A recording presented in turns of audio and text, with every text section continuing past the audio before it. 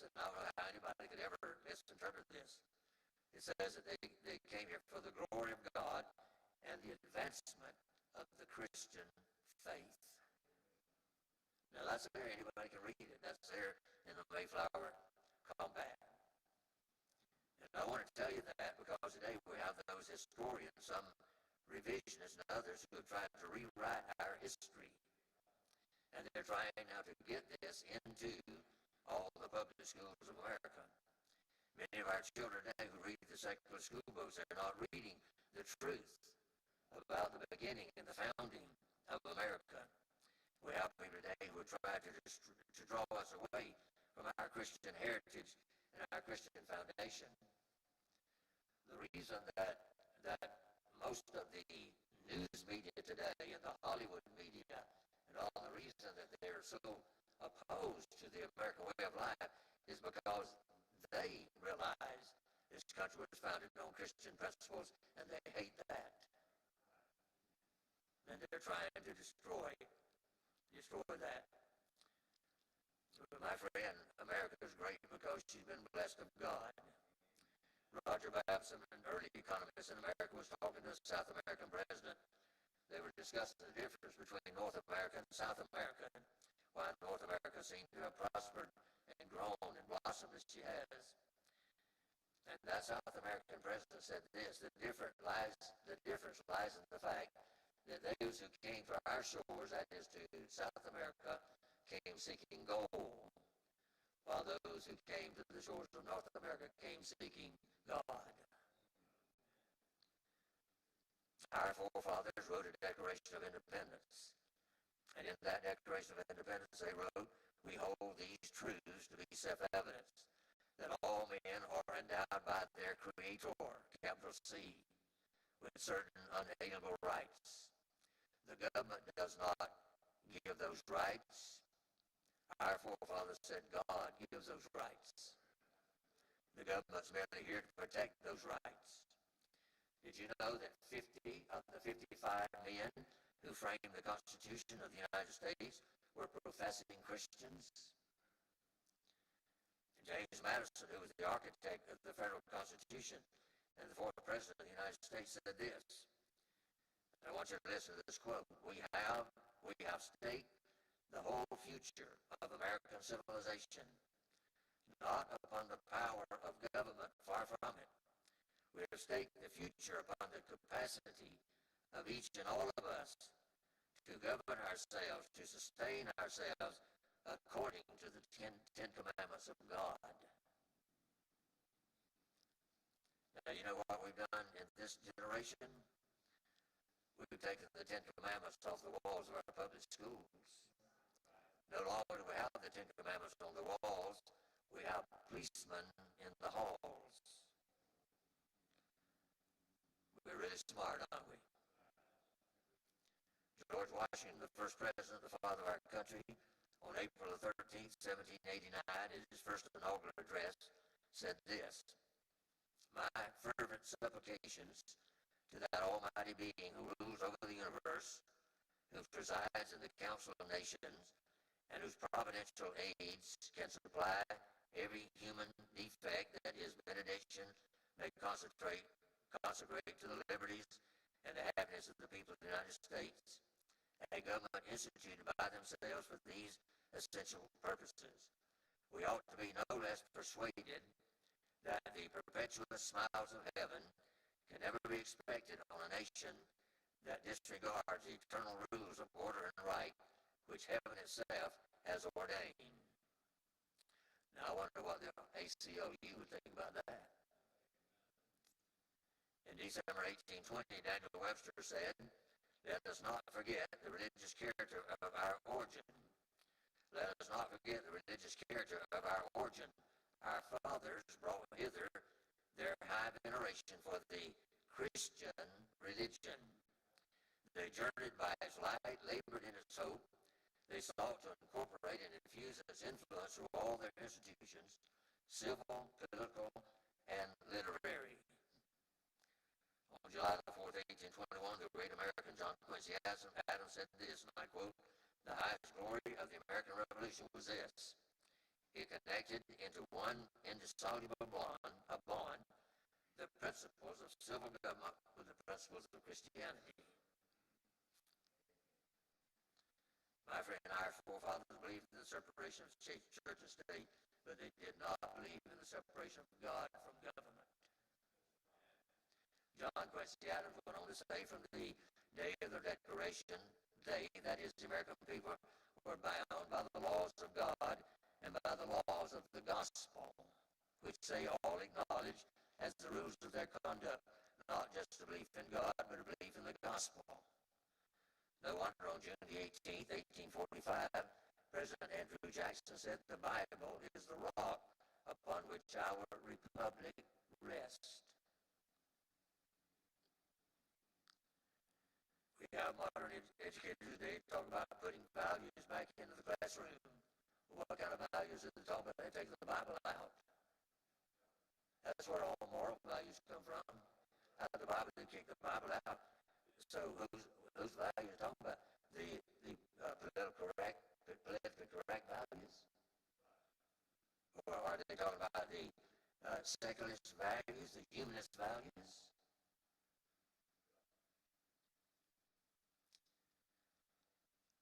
Abraham Lincoln said if it were not for the Bible, we would not know right from wrong.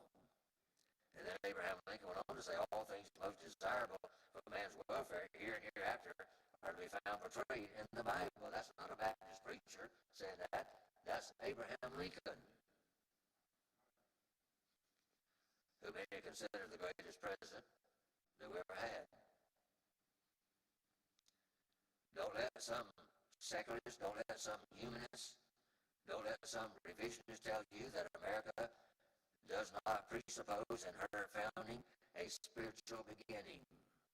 See, that's why they're trying to destroy this. That's why they're trying to get rid of the Bible, to get rid of the gospel, get rid of all the plaques and the monuments and everything that point back to our founding as a Christian nation.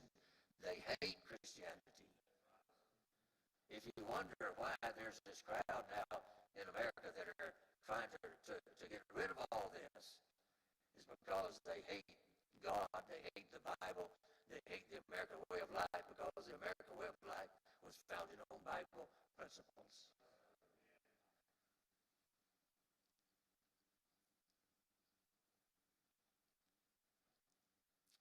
We come back to the question, why has God blessed America? Well, God has blessed America because of her national heritage. The Star-Spangled Banner puts it this way, blessed with victory and peace. May the heaven-rescued land praise the power that has made and preserved us a nation. My friend, God's power has made and preserved us. And so our national anthem goes on to say, our fathers, God to thee, author of liberty, to thee we sing. Long may our land be bright, with freedom's holy light. Protect us by thy might, great God, our King. That's why they don't like the Star-Spangled Banner.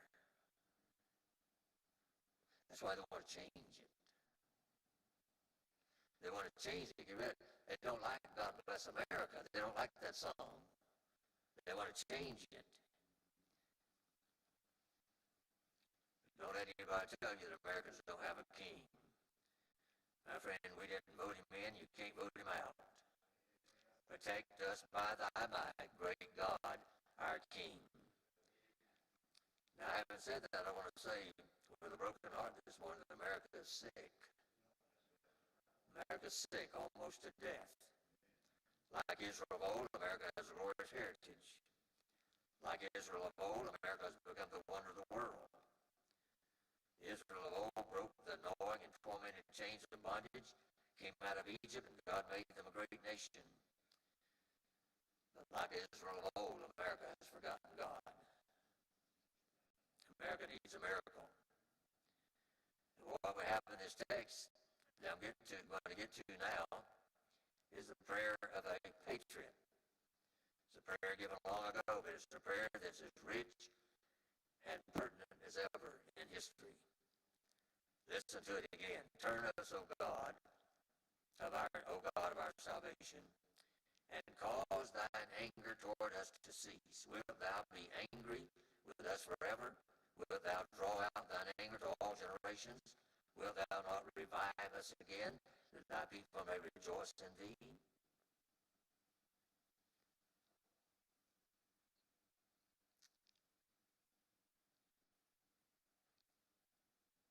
America needs revival. And the only way that's going to happen is through a miracle. It's going to take a miracle. But I want you to notice here, I don't have much time to spend here on the points that I was going to make here. You got me off track this morning here. But notice this prayer is addressed in verse 6. Wilt thou not revive us again? Listen, I think all of you know that God has removed his hand of blessing over America. And the Bible predicts that there'd be those, the Bible refers to as the lords of the heathen would rule over us. We're in that place right now. The lords of the heathen are ruling over us.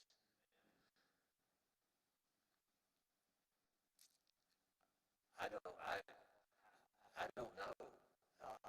I know that the President of the United States, I know that he has a lot of influence. I know that a lot of people, and I'm just talking about any president of the United States can greatly influence a lot of people's thinking.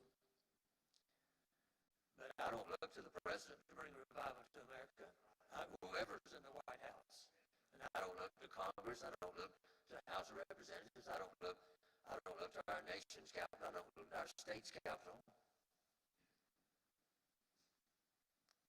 If revival is going to come, if that miracle is going to take place, it's going to start in the church house, not in the White House. It's going to start in the church house.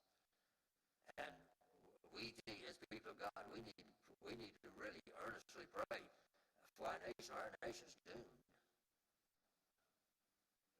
We used to, preachers, theologians, scholars would try to link America because there's no mention of America in the Bible.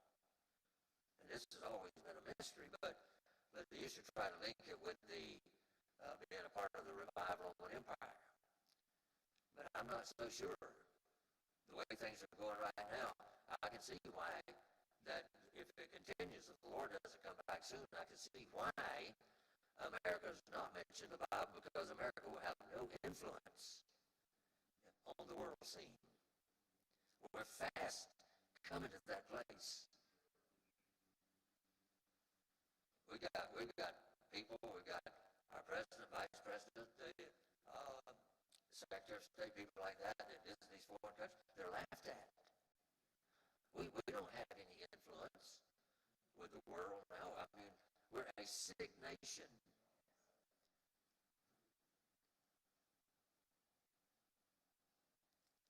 So America is heading for doom. And of course, if the rapture takes place, then with all the Christians gone that make up a good part of America, you can see why then America would no longer have any influence. So either way, whether it's America has fallen, I think America has already fallen, but God can pick it up. God can lift it up. But it's going to take a miracle. So either America just as a leading country just no longer exists, or the rapture. Either of those two things, that will be the reason that America is not mentioned in the Bible. Because during the tribulation period, America will have no influence. So I don't, instead of thinking that America, the United States, may be a part of the revived Roman Empire, that union of nations that will be under the rule of the Antichrist. It may be that America just, as far as the America we know, will just no longer exist. We're heading toward that. There are people in America that want to destroy this country, the American way of life. And the all of this stuff you're hearing about today, socialism, all that word. Listen to me. Socialism is just another name for communism. It's just a softer word.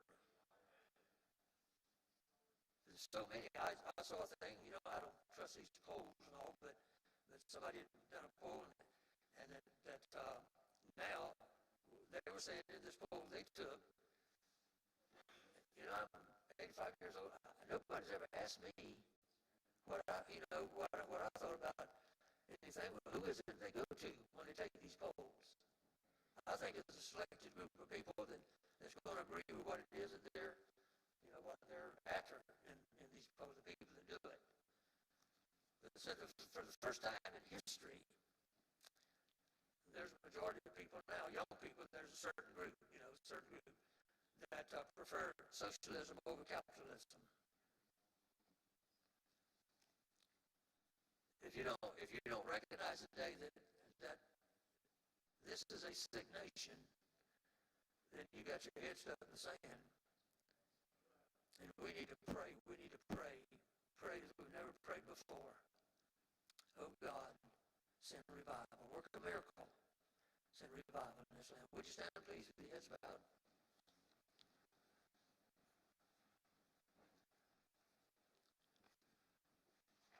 Heavenly Father, I ask you now to bless the invitation time.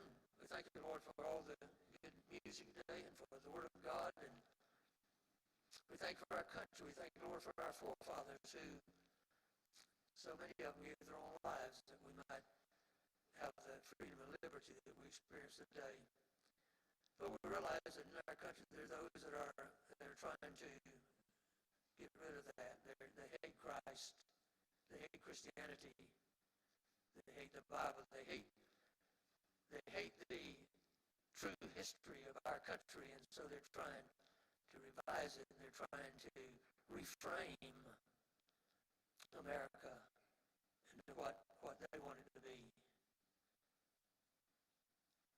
Lord, I pray for America. I pray for the United States. I pray, Lord, for the leaders of our country. I pray, Lord, that they would get saved. I pray that their minds would be on you and your word and what you want us to do. Lord, I pray getting closer to home. I pray for our church. I pray that